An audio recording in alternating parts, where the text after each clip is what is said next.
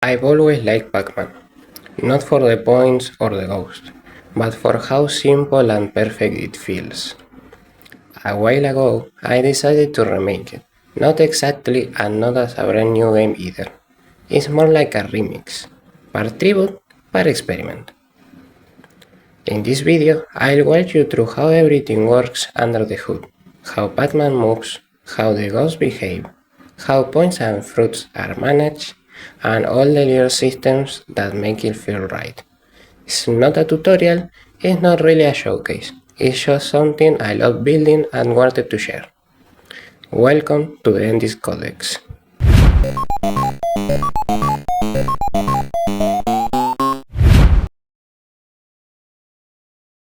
For Pac-Man movement, I started by creating a sprite component using PixiJS. Then I made a custom useAnimation hook that changes the sprite sheet based on the direction Pac-Man is facing, and also switches to the dead animation when needed. I wrote a useMovement script, which itself relies on another hook, useControl. UseControl listens for key presses and gives me a direction. Then useMovement uses a direction to apply speed. Left means negative x, right means positive x, up is negative y, down is positive y. If the direction Pac-Man is trying to move in hits a wall, then the movement is ignored until you choose a valid direction. The frame manager is the central brain of all our ghosts. It does two main things. First, it has an attach function that handles a bunch of core mechanics. For example, it controls the siren sound that plays in the background and dynamically changes depending on how many pellets Pac-Man has eaten. It also controls the ghost combo scoring. In the original game, if you ate 4 ghosts in a short time, you will earn an extra life.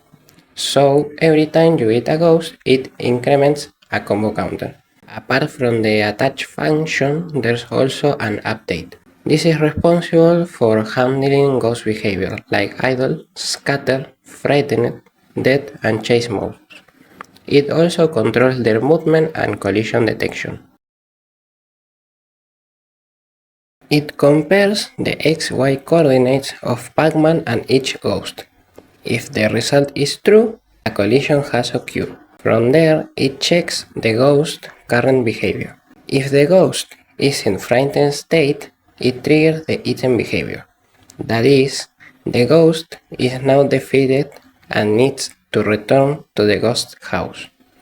But if the ghost is not eaten and Pac-Man is not dead, then the game resets the scene and takes away one of Pac-Man's lives.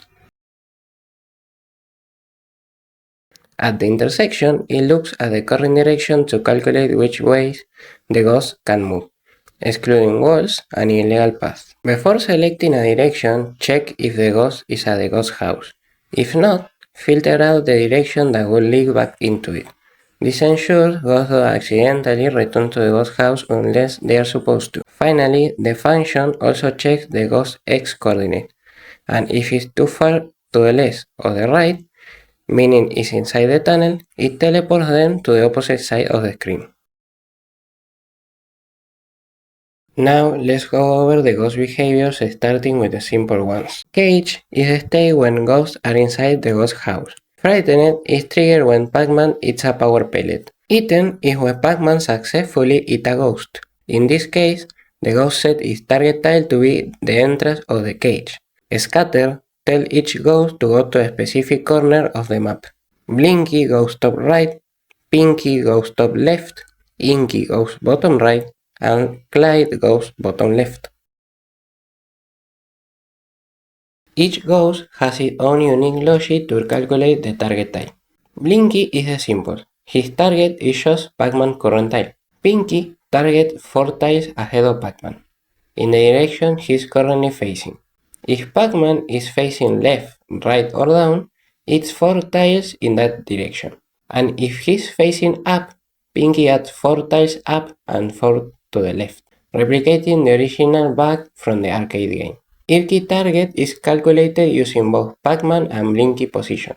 He creates a vector from Blinky to a point 2 tiles ahead of Pac-Man, then rotates it 180 degrees. Clyde is the odd one. If he's within 8 tiles of Pac-Man, he runs away to his cat score. If he's farther than 8 tiles, he targets Pac-Man directly. First, the game picks which fruit to display using the current level ID. If the level is between 0 and 7, it uses the corresponding fruit.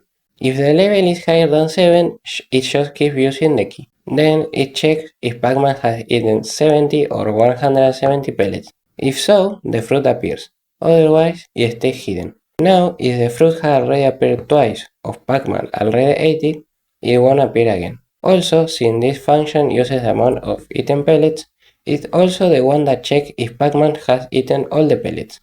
And if he has, it marks the levels as complete. Collision is handled with a similar function to the ghost one, comparing Pac-Man position with the pellet coordinate. If there's a collision, the pellet is removed and a stat counter is updated to track how many pellets Pac-Man has eaten. If it was a power pellet, Pac-Man enters super mode, which also triggers the ghost to become frightened.